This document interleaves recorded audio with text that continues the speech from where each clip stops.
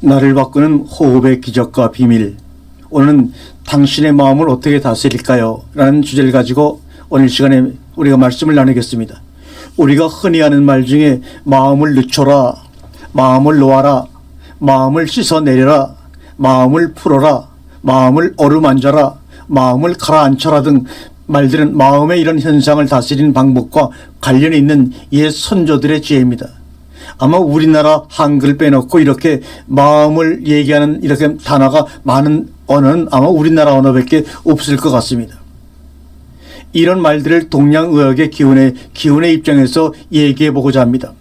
마음을 늦추라는 것은 마음이 들떠 맺힌 덩어리를 느낄 때 아랫배까지 추를 늘어뜨리듯이 늦추라는 말입니다. 마음을 놓으라는 것은 추를 늘어뜨린 다음에 붙잡고 있는 그 줄까지 놓아 버리라는 뜻입니다.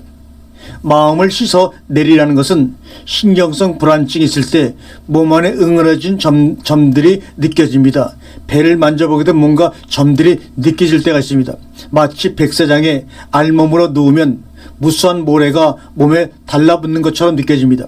이때 물로 씻어 내듯이 마음으로 그 티끌을 씻어 내린다는 뜻입니다.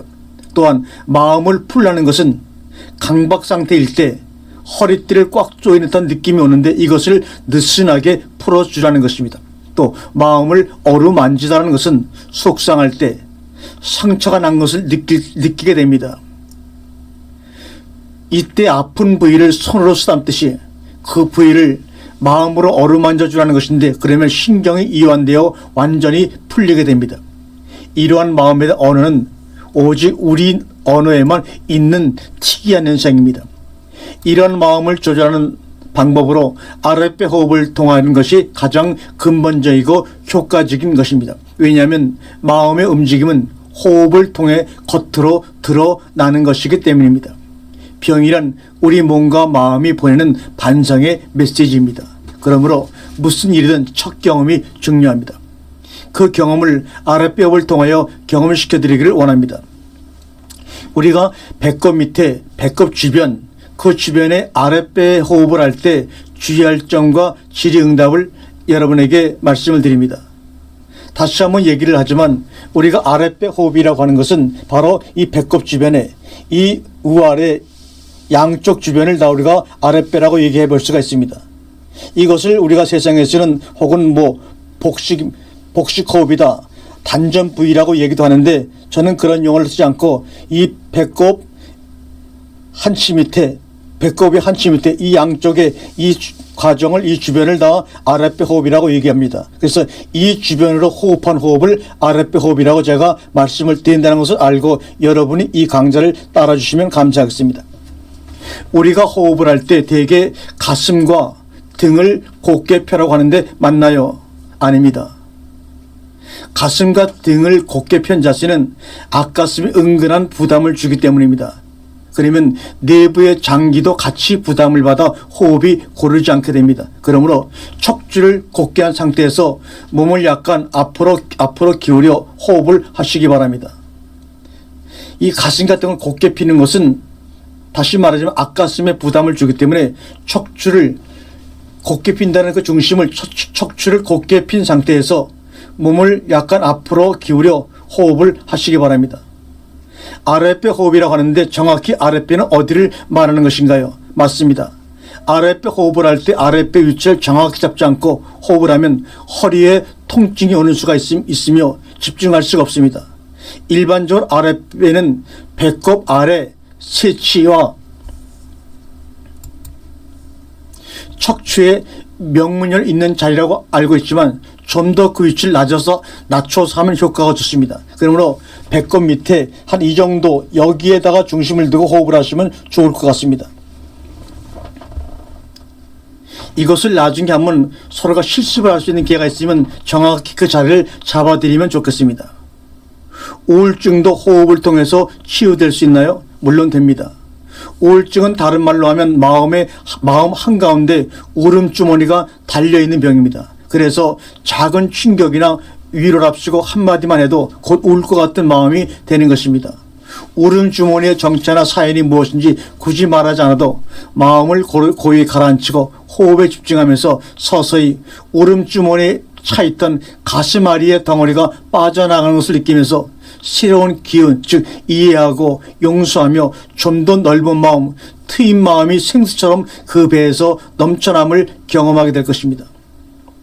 우울증은 화를 내고 슬퍼함이 뒤엉키고 내심 한을 품게 되면서 마음이 가슴까지 들뜨는데 그 원인이 있는데 그것이 반복되고 누적되면 응어리가 맺힙니다.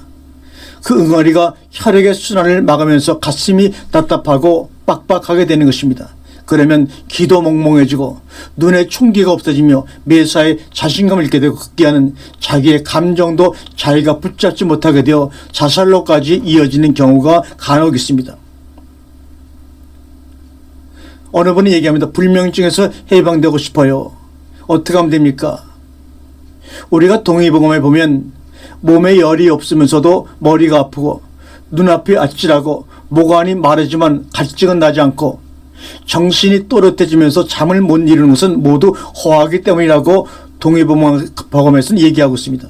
결국 기운이 허해서 마음이 답답한 변조증을 느끼기 때문에 오는 것이 바로 불면증이라고 동양학에서는 얘기하고 있습니다. 불면증을 앓는 사람들을 보면 머릿속이 대체로 몽롱하며 어둡고 무겁게 느껴집니다. 그러면 사고의 유연성이나 창의력이 생기기 어렵습니다. 그런데 불면증을 앓는 사람들의 공통점이 있는데 그것은 호흡이 지극히 얕고 경직되어 있는 것을 발견합니다. 만약에 불면증을 앓고 있는 사람들이 이 강좌를 듣고 있다면 한번 여러분이 가만히 앉거나 서서 여러분의 호흡이 얼마나 낮은지 한번 발견해 보시기 바랍니다. 아마 놀랄 것입니다. 불면증으로 고통을 하고 있는 만약에 여성들이 있다면 한번 여러분 가슴에 손을 대고 여러분이 호흡을 들이켰을 때 그 호흡이 어디까지 내려오는지 한번 보시기 바랍니다. 대개 보면 여기 젖꼭지를 중심으로 해서 여기서 왔다 갔다 하지 밑으로 내려가는 분이 거의 없을 것입니다. 이것을 해결하지 않으면 불면증에서 온전히 치료가 될 수가 없는 것입니다. 그러므로 아랫배 깊숙이 날숨과 들숨을 길게 하려고 끊임없이 노력하면 머릿속이 가볍고 맑아지는 것을 경험하게 될 것입니다. 아무리 불면증이 심한 사람에도 빠르면 일주일, 늦어도 3개월 정도면 충분히 불면의 고통에서 벗어날 수가 있습니다. 오랫동안 병고로 너무 몸이 쇠약해져 있는데 아랫배 호흡으로 치유될 수 있나요? 너무 오랫동안 병고로 쇠약질 대로 쇠약해진 분들은 일단 아랫배까지 숨이 들어오기가 쉽지가 않습니다. 배심도 거의 없거나 밋밋하고 심장도 약해져 조금이라도 무리한 동작을 소화해내기가 쉽지가 않습니다. 심장이 약한 분들은 처음부터 호흡을 강하게 하면 무리가 감으로 처음에는 누운 자세로 시작하면서 호흡을 짧고 약하게 하되 같은 길이로 들숨날숨을 쉬면서 점차 호흡의 길이를 늘려가야지 갑자기 하시면 안 됩니다. 아랫배 자리를 실하게 하는 것은 몸 안에 생명수가 끊임없이 솟는 샘을 파는 것과 같습니다. 그래서 성경에서도 네 배에서 생수의 강이 넘쳐나리라고 얘기하고 있는 것입니다. 바로 우리의 배에서 육신의 생명을 주관하는 그 기운과 우리의 영의 생명을 살리는 말씀의 기운들이 바로 이 배에서부터 흘러나온다고 우리 성경에서도 말씀하고 있는 것입니다. 성경복음 요한복음 7장에 다시 말하면 생수의 강이 너의 배에서 넘쳐나리라고 말씀하고 계시죠. 그 생수가 넘쳐 온 몸을 돌아 몸 안에서 존재해서 안 될 요소는 다 쓸어 배출시키고 새로운 생기를 우리 몸 안에 공급해 줍니다. 저는 편두통으로 고생하고 있는 30대 직장인입니다. 호흡을 통해 치유될 수 있나요? 물론 호흡이 만병통치라는 것을 얘기하는 것이 아닙니다. 그러나 분명히 가능합니다. 편두통은 속된 말로 골 때리는 현상입니다. 상을 보면 한 생각에 골똘히 얽매여 생각이 풀리지 않고 맺혀 있어 마치 그 부위가 빨래집게로 집어넣은 것 같은 현상이거나 망치로 얻어맞은 것 같은 느낌 또는 악기줄을 세게 당기는 느낌이 바로 편두통입니다. 편두통이 심할 경우에는 마음까지 들뜨게 되어 차분하지 못하고 부풀어져 숨을 쉬는 것도 나중에는 너무너무 힘들게 됩니다. 이것은 평소 사고하는 방식이 문제입니다. 한 문제에 과도하게 집착하기 때문에 사고의 유연성이 부족하게 됩니다. 이런 경우 사고의 전환이나 기분 전환이 의외로 중요한 치료제가 됩니다. 그러나 편두통을 치유하는 근본 원리는 호흡을 고르게 함으로써 헝클어진 얽힌 생각을 가지런히 하고 맺힌 생각을 풀어주어 경직된 생각에서 벗어나 유연성을 갖게 되므로 치유를 경험하게 되는 것입니다.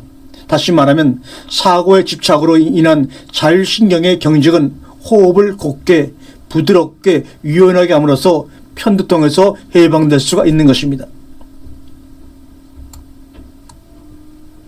당뇨병 환자들의 특징은 아랫배에 힘이 없고 신장이 약한 것이다. 겁니다. 그렇다면 그 대안은 무엇인가? 아랫배 호흡으로 아랫배 배심이 강해지면서 당뇨병과 심장병이 극복되는 사례도 많이 있습니다. 모든 사람이 그렇다는 것을 얘기하는 것은 아닙니다. 주변에 당뇨병에 걸린 사람들을 보면 대개가 말씀드린 대로 점잖으신 분들이 많이 있습니다. 점잖지 않은 사람들은 남과 다툴 때나 갈등을 느낄 때 욕설을 하거나 주먹질하며 불만과 갈등을 그대로 표출시켜버립니다.